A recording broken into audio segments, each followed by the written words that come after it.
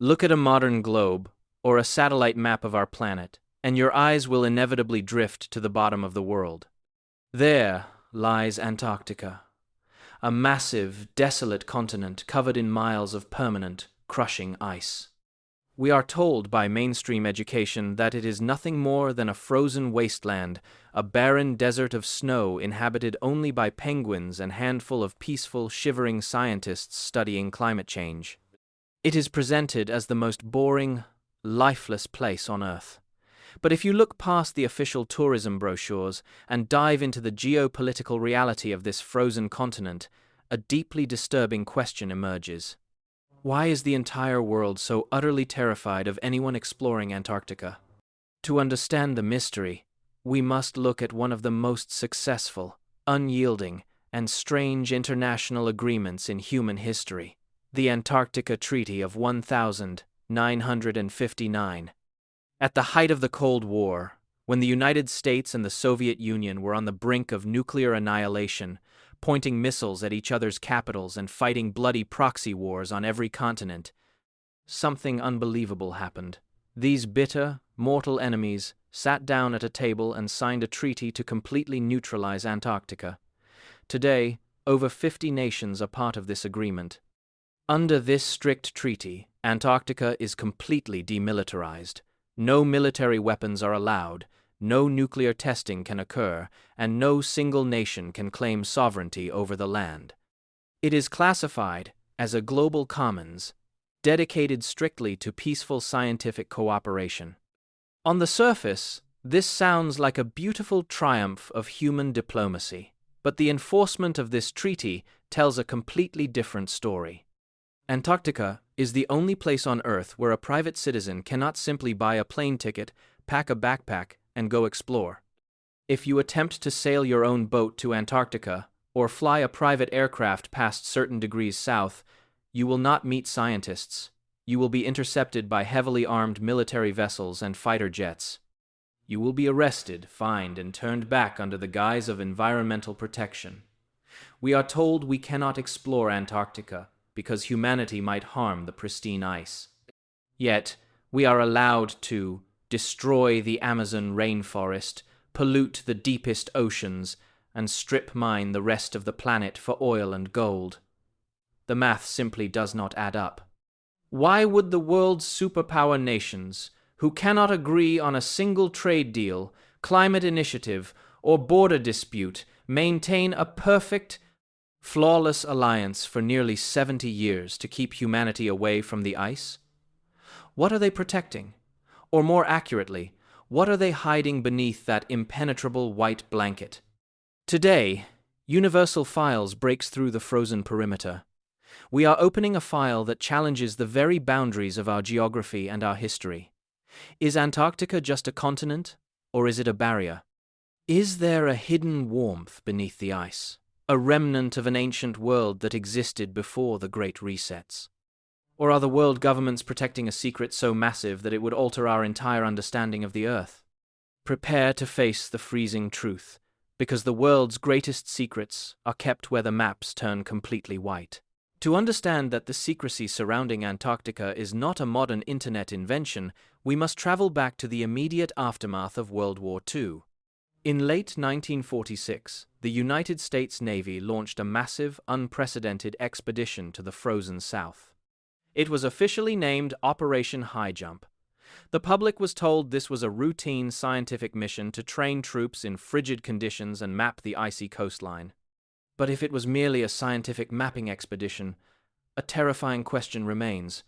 Why did the United States send an entire military invasion fleet to an empty continent of ice?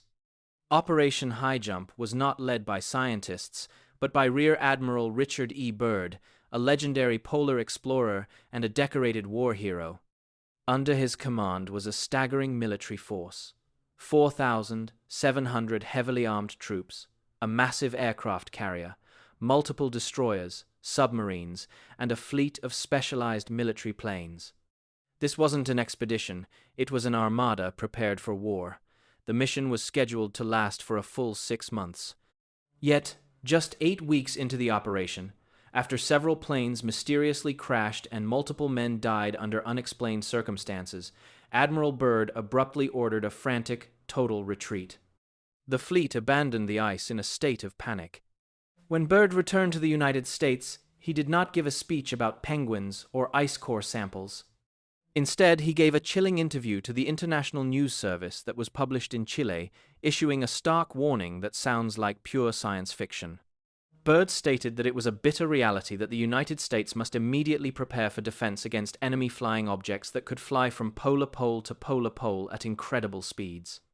What did the American military encounter in the deep wilderness of Antarctica? Rumors and classified leak files suggest that Operation Highjump stumbled upon something remnants of a hidden infrastructure beneath the ice. Some researchers point to classified Nazi expeditions from 1938, where Germany claimed a vast territory named New Swabia and began tunneling into thermal ice caves. Others believe Byrd encountered an ancient, non-human technology that lay dormant until modern military sonars woke it up. Whatever the truth, the official reports of Operation Highjump were instantly classified, the logs were buried, and the military never returned in such force. The war for the ice had ended in a silent defeat, and the curtain of absolute secrecy was pulled shut. If Antarctica was truly discovered for the very first time in the year 1820 by Russian and British expeditions, as our mainstream history textbooks dogmatically claim, then we are forced to confront a geographical paradox that shatters our entire historical timeline. According to modern geology, the massive ice sheet covering Antarctica has been frozen solid for at least 15 million years. Science tells us that no human being could have ever seen the actual landmass, the mountain ranges, or the flowing riverbeds of the southern continent without miles of crushing ice obscuring the view. Yet, tucked away in the restricted vaults of world museums, ancient maps exist that draw the subglacial topography of Antarctica with an impossible, terrifying precision. The most famous and baffling witness to this anomaly is the Piri Reis Map, drawn in the year 1513 by the legendary Ottoman admiral and cartographer. Compiled from dozens of much older source maps, dating back to the library of Alexander the Great, this remarkable parchment accurately depicts the western coast of Africa, the eastern coast of South America, and, most shockingly, the northern coast of Antarctica. But it doesn't just show an icy outline. The map details the Queen Maud Land coastline completely free of ice. It marks mountain ranges, bays, and rivers that were completely unknown to modern sailors until the year 1949, when a joint British-Swedish seismic expedition used advanced ground-penetrating sonar to map what lies beneath the Antarctic ice sheet. The sonar data perfectly matched the 500-year-old Ottoman map. How could an Ottoman admiral in the 16th century, or the ancient civilizations he copied his data from, know the exact shape of a continent buried under miles of ice? This is not an isolated incident. The Oronteus Phineas map of 1531 and the Mercator maps of the late 1500s also depict Antarctica as a massive landmass split by rivers and free of permanent glaciation, positioned exactly at the bottom of the world. These archives present humanity with two radical, unavoidable conclusions. Either an advanced, global civilization with sophisticated aerial mapping technology surveyed the Earth thousands of years before the rise of our recorded history, or the ice sheet covering Antarctica is much younger than we are being told. What if the great resets we investigated in our previous files happened much faster and much closer to our era? What if Antarctica was a green, lush, and inhabited continent before a sudden cataclysmic pole shift or cosmic event flash froze the region, sealing an entire empire beneath the ice? The maps of the Old World are not mistakes. They are the blueprints of a forgotten reality that the current controllers of history desperately want us to forget. As modern technology advanced into the late 20th and early 21st centuries, the world's elite governments realized that old maps and historical logs were no longer their only problem. With the launch of ground-penetrating satellites and highly sensitive military gravimeters, The ice sheet of Antarctica began to look less like a natural geological formation and more like a massive vault sealing something highly unnatural beneath its weight. Today, when we look at the internal data collected from the deep interior of the frozen continent, we find a series of subglacial anomalies that defy ordinary scientific explanation. The most terrifying and heavily guarded of these discoveries sits directly beneath Lake Vostok, a massive subglacial lake, isolated under nearly 2.5 miles of solid, crushing ice for what mainstream science claims is millions of years. In the early 2000s, specialized satellite scans mapping the region detected a colossal magnetic anomaly at the southeastern end of the lake. This isn't a minor fluctuation in the Earth's magnetic field. It is a massive, concentrated, and highly structured magnetic signature stretching for miles. Some whistleblowers and independent physicists suggest that this anomaly is caused by a massive concentration of metallic material, a structure so immense and precise that it resembles a buried megastructure or a crashed technological artifact from a pre-reset era. Shortly after this discovery, the National Science Foundation cut all live media feeds from the research station, and the area was placed under direct military surveillance. But Lake Vostok is only one piece of the puzzle. Satellite thermal imaging has revealed massive, localized thermal anomalies scattered across the continent. Miles beneath the freezing surface, where the temperature should be uniform and deadly, there are pockets of intense heat. These thermal zones have created massive underground caverns filled with liquid water and pressurized air, maintaining temperatures comfortable enough for life to thrive in total isolation from the surface world. Why are the leaders of the modern world so obsessed with these specific coordinates? Over the last decade, high-profile figures including religious leaders, former astronauts, and top-tier political officials have made sudden, unannounced, and highly secretive trips to Antarctica under the flimsy cover of ecotourism. What did they go to see? In the universal files theory, they are not visiting a barren desert of snow. They are cataloging a massive, dormant technology network.